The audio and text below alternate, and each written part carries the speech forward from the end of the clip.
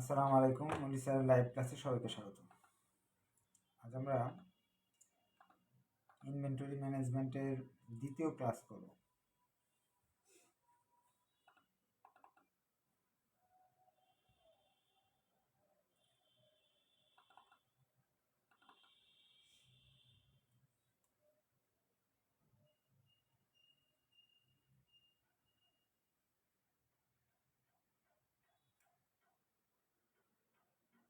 এর আগের ক্লাসে আমরা ইও এর টেবুলার মেথড শিখছিলাম। আজকের টেবুলার মেথডে শিখব। এটা 4th ইয়ারে আসছিল এই প্রশ্নটা ওয়ার্কিং ক্যাপিটাল ম্যানেজমেন্ট বইতে। এখানে বলতেছে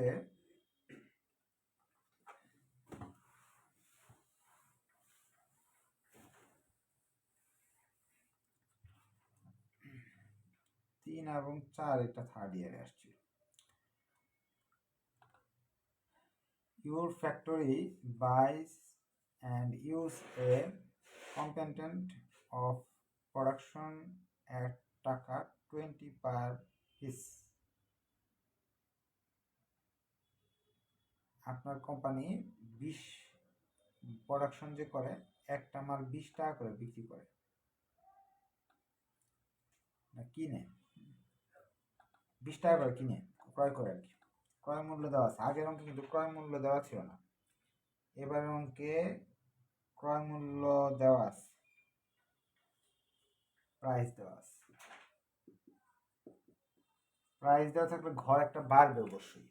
আগের দিন মনে হয় 7টা ঘর দিয়ে অঙ্কটা করছিলাম। Annual requirement is 4,000 piece.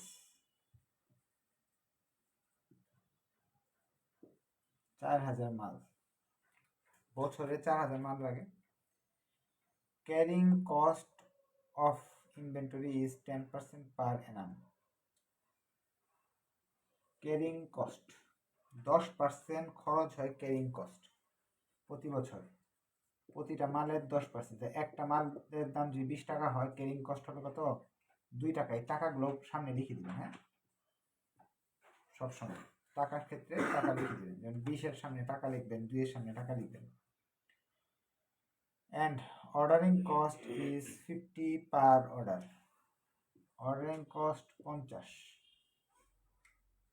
The purchase manager proposed that as the ordering cost is very high. এখানে যে ব্যক্তি আপনার কোম্পানিতে পারচেজ অফিসার থাকে, অর্থাৎ ক্রয় বিক্রয় করতে হলে একজন অফিসার থাকে, উনি সেখানে সাইন করে দিলে আপনি একটা জিনিস কিনতে পারবেন, না হলে কিনতে পারবেন না। ওই ম্যানেজার যে আছে উনি আপনি তো মালিক, আপনাকে বলতেছে যে আপনি যে কিনতেছেন মালগুলো 20 টাকা, এগুলো অনেক বেশি লাগতেছে। It is advantageous to place a single order for the annual requirement instead of EOQ. সে বলতেছে একবারে যদি আপনি কিনে ফেলেন বেশি লাভ হবে। He also said that if we order 4,000 pieces at a time, we can get at 3% discount for the supplier. আপনি যদি একসঙ্গে সবগুলো কিনেন তাহলে 3% ডিসকাউন্টও পাবেন। যে ব্যক্তি বিক্রি করবে সে 3% ডিসকাউন্ট দিবে।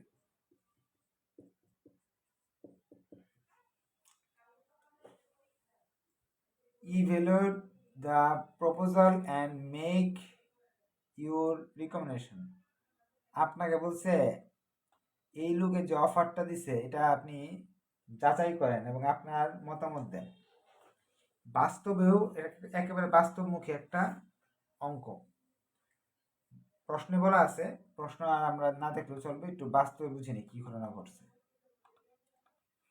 আপনার যে কারখানা আছে প্রতি বছর 4,000 মাল লাগে, বছরের মাসই ধরেন 4,000 কাঁচা মাল লাগে, ওইগুলা 20 টাকা করে কেনা পড়ে। হ্যাঁ, এখন আপনি সারা বছরই এই জিনিসটা সারা বছরে কিনেন। 40,000 মাল কি একদিনে কিনেন না, ভেঙে ভেঙে ভেঙে ভেঙে কিনেন। যখন কিনেন তখন অর্ডার কস্ট পড়ে 50 টাকা, ক্যারিং কস্ট পড়ে 2 টাকা করে। এটা প্রশ্নে বলা আছে। অর্ডার কস্ট কি ক্যারিং কস্ট কি আগের ক্লাসে আমি বিস্তারিত বলছি, আজকে আর বলতেছি না। এখন আপনার যে ম্যানেজার আছে ও বলতেছে কি স্যার আপনি 4000 মাল একসাথে গুদামে নিয়ে আসেন, তাহলে আপনার জন্য বেশি লাভ হবে। কারণ কি জানেন, যার কাছে থেকে কিনবো 4000 মাল একসাথে কিনলে ডিসকাউন্ট দেয় না, ধরেন 2-3টা কিনলে তো ডিসকাউন্ট দেয় না, দেখা যায় বেশি বেশি করে কিনলে ডিসকাউন্ট পাওয়া যায়, এটা আমরা বুঝি। 3% ডিসকাউন্ট পাওয়া যাবে। এখন আমার যাচাই করে দেখবো এই ম্যানেজার সত্যি বলতেছে নাকি মিথ্যা বলতেছে। মিথ্যা বলতে কি ম্যানেজার এরকম হতে পারে তাকে একটা কমিশন দিবে, যেমন এতগুলা মাল 4000 মাল যদি বিক্রি হয় একসঙ্গে, যে লোক বিক্রি করবে তার তো অনেক লাভ হবে। পার্চেজ অফিসারে ঘুষ দিয়ে দিছে যে আপনি এই অফারটা দেন। আমরা অনেক চালাক, আমরা যাচাই করে দেখবো হ্যাঁ সত্যি কিনা। যাচাই করতে হলে ফার্স্টে আমরা ইও কিউ বের করবো। ফার্স্টে আমরা ইও কিউ বের করবো। প্রবলেম 2 করতেছি। ইও কিউ বের করতে হলে রুট ওভার 2 গুণ এ আর গুণ ওসি বাই সি। আমি কেন এটা করতেছি পরে ব্যাখ্যা আমি করবো একটু পরে। এ আর হলো, আমরা তো বিজ্ঞানসম্মত পদ্ধতিতে বিশ্বাসী, এই সূত্র ব্যবহার করলাম, সূত্র দিয়ে আনসার আসতেছে 447টা মাল। আমাদের বিজ্ঞান বলতেছে বা আমাদের হিসাব বিজ্ঞান বলতেছে 447টা মাল যদি আমি অর্ডার করি, এতে এই ব্যবসার জন্য সবচেয়ে কম খরচ লাগবে। আর আপনার বলতেছে কি বলে ওই যে ম্যানেজার বলতেছে 4000 মাল যদি একসাথে কিনি তাহলে বেশি লাভবান হবো আমরা। যাচাই করতে হলেও অবশ্যই টেবিল ব্যবহার করতে হবে। গতকালকে যে টেবিলটা শিখেছিলাম, প্রথমে অ্যানুয়াল রিকোয়ারমেন্ট লিখতে হবে। অ্যানুয়াল রিকোয়ারমেন্ট হলো আমাদের 4000 মাল।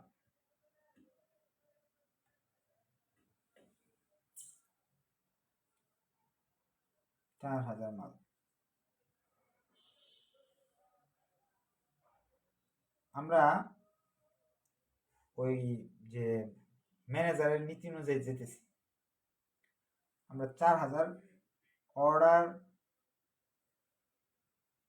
সাইজ, ম্যানেজার বলতেছে 4000 মাল একসাথে কিনো, এটা 1, এটা 2। 3 নাম্বার ঘরটা হইতেছে নাম্বার অফ অর্ডার,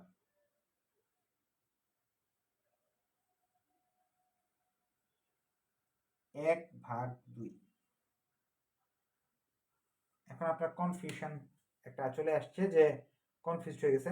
গত ক্লাসের নাম্বার অফ অর্ডার এই পাশে ছিল, অর্ডার সাইজ এই পাশে ছিল। এই দুইটা ঘর ইচ্ছা করলে আপনি ইন্টারচেঞ্জ করতে পারবেন, এইগুলো ইন্টারচেঞ্জ করতে পারবেন। আপনি চাইলে এটা এখানে দিয়েও করতে পারেন, ইচ্ছা আপনার যেভাবেই করেন। এখানে কি করতে হবে, এই সংখ্যাগুলো যে আছে ঠিক রাখতে হবে। নাম্বার অফ অর্ডার কিভাবে হলো, এটা দিয়ে এটা ভাগ করে এটা আসছে। আপনি যে আগের ক্লাসের মতো করতে যান তাহলে এইভাবে করতে হবে। আগের ক্লাসের মতো দেখা দিই, যেহেতু আমি কি করছি, কিন্তু আগের ক্লাসের মতো করলে তো ভেজাল লাগবে। আগের ক্লাসে তো order size number of order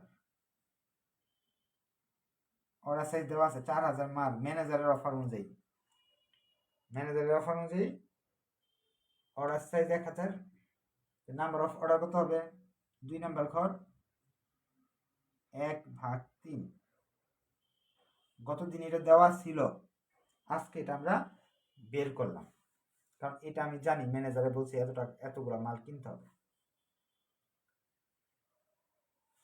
এখন এরপর তো আমরা বের করছিলাম অ্যাভারেজ ইনভেন্টরি, অর্থাৎ 3 নাম্বার ঘরের 50%।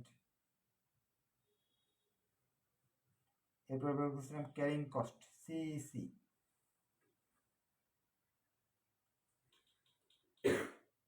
ক্যারিং কস্ট আমরা কি করব, 5 নম্বর ঘর সমান সমান 4 গুণ ক্যারিং কস্ট কত টাকা, 2 টাকা করে। 4 নাম্বার ঘরের সাথে 2 টাকা করে ক্যারিং কস্ট, 2 টাকা বের করছি, তাহলে আসতেছে 4000। Ordering cost OC, ordering cost প্রতি অর্ডারে কত লাগবে, 50 টাকা। আমরা জানি 6 নাম্বার ঘর যেটা কি, 6 নাম্বার নিচে এখানে জায়গা হচ্ছে না, 2 নাম্বার ঘর গুণ 50 টাকা। 2 নাম্বার ঘরে কত, 1, 1 এর সাথে 50 দিয়ে যদি গুণ করি, যে ওসির মান তো 50 দেওয়া আছে, তাহলে 50 টাকা আসে। এখন ম্যাটেরিয়াল কস্ট, অর্ডারিং কস্ট তো পাইলাম আমরা, ম্যাটেরিয়াল কস্ট আমাকে বের করতে হবে। ম্যাটেরিয়াল কস্ট করার জন্য আপনাকে আগে একটা মালের দাম কত, কস্ট পার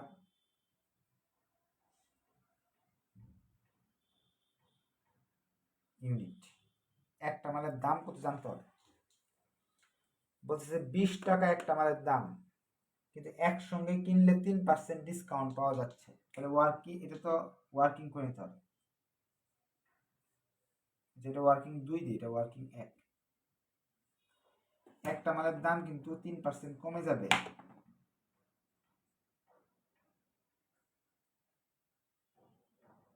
একটা মালের দাম যদি আমি বের করতে পারি, তাহলে কস্ট পার ইউনিট 20 টাকা তো আসল দাম, এর 3% কম মানে 60 পয়সা কম, তাহলে আসে কত,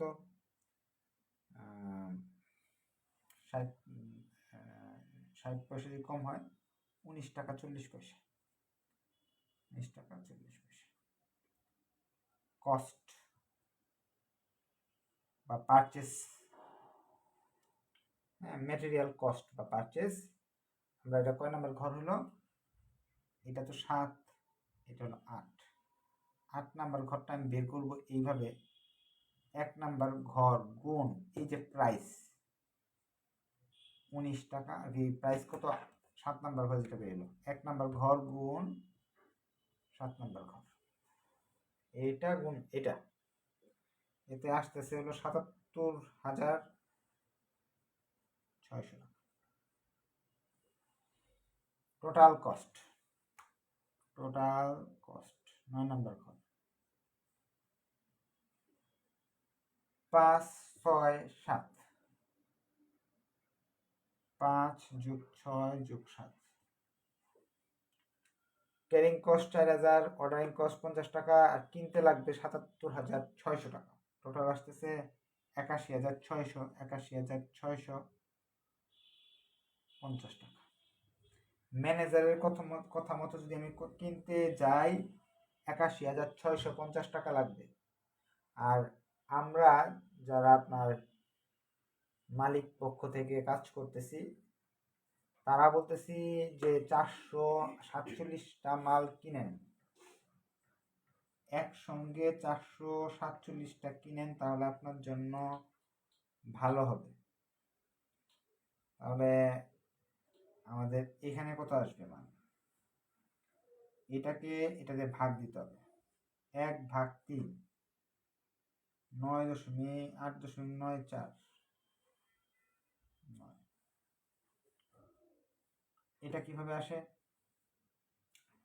3 নাম্বার ঘরের 50%, অর্ধেক,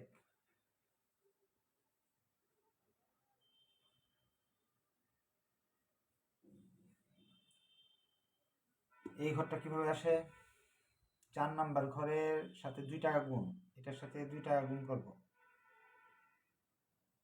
এটা কিভাবে আসে, 2 নাম্বার ঘরের সঙ্গে 50 টাকা গুণ করতে হবে, এটার সাথে 50 টাকা গুণ করব,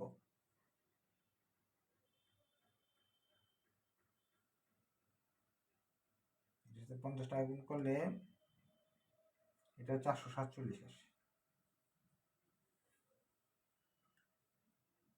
পরে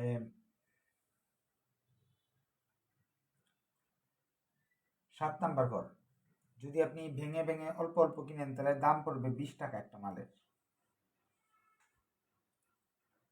8 নাম্বার ঘর, টোটাল কি বলে কস্ট প্রাইস, কেনার খরচ,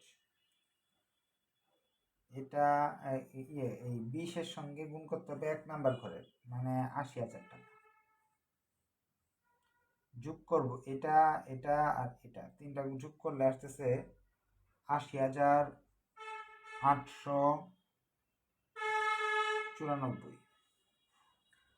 ইও কিউর মতে, ইও কিউ বা আমাদের মতে আসতেছে 80,000। আমাদের মতে যদি অল্প অল্প করে কিনেন তাহলে 80,894 টাকা খরচ হইতেছে। আর ম্যানেজারের মতে যদি আপনি কিনতে যান তাহলে আসতেছে 81,650 টাকা। আপনার মতামত কি? অবশ্যই আপনি ম্যানেজারের মতে যাবেন না, কারণ আপনার তো ম্যানেজারের মতে গেলে বেশি খরচ। আপনি ইও কিউ এর মতে গেলে আপনার জন্য বেশি ভালো। আপনি লিখবেন দা অফার should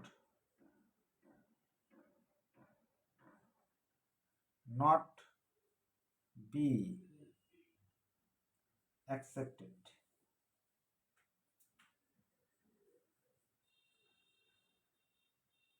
because এই অফারটা নেওয়া যাবে না। কারণ কি, এটা থেকে এটা তফাৎ কত টাকা আসে? মোটামুটি 756 টাকা বেশি আসে, তাই আমরা এই অফারটা নিব না। 456 টাকা বেশি আসে। কারণটা আপনি ইচ্ছা করলে ব্যাখ্যা করতে পারবেন। Because in case of discount total increase by 756 টাকা বাদ দিয়ে দেখাতে পারবেন। এই অঙ্কে যার যার যে কোশ্চেন আছে, আপনার কোশ্চেন করার জন্য মাইক অন করে দিলাম, কোশ্চেন করতে পারেন। স্যার এই ম্যাথটা যদি স্যার যে আগের দিনের ম্যাথের মতন স্যার টেবিলটা সেম যদি করি তাহলে হবে না স্যার? এখানে যে কস্ট দেওয়া আছে, কস্ট দেওয়া থাকলে এই দুইটা ঘর বাড়তি আসবে। আগের মতই তো করছি, শুধু 8 স্যার আগের করে তো নাম্বার অফ অর্ডার তো আপনি 2 দিয়ে 2 টু 1 ভাগ 3 এরকম তো দেন নাই। আগের অঙ্কে তো নাম্বার অফ অর্ডার দেওয়া ছিল না তো। এইবার তো এই অর্ডার সাইজ দেওয়া আছে, যে এজন্য অর্ডার সাইজ দিয়ে এটার ভাগ দিলে এটা আসবে। তো 4 নাম্বার ঘরে 50% কিভাবে আসছে? এটার স্যার কস্ট পার ইউনিট আপনি 2 নাম্বার ঘরে 20 কেন ধরলেন স্যার? এটা 2 নাম্বার ঘরে 20 কই ধরলাম? না স্যার কস্ট পার ইউনিটটা স্যার ওই যে 20 টাকা, ওই যে 20 টাকা দাম দেওয়া আছে প্রশ্নে। আর এভারেজ হলো এটা সবসময় এই ঘরটা করার জন্য এভারেজ মানে 2 ভাগ করতে হবে, 50% বানাতে হবে। এটার গড় বের করতে হবে এখানে। এইজন্য এই টাকার যে কোনো অঙ্কের মধ্যে 50% করতে হবে। হ্যাঁ সব এই টেবিলটাই 50%, 2 দিয়ে ভাগ করতে হয় আর কি। এই টাকার অর্ধেক করতে হবে।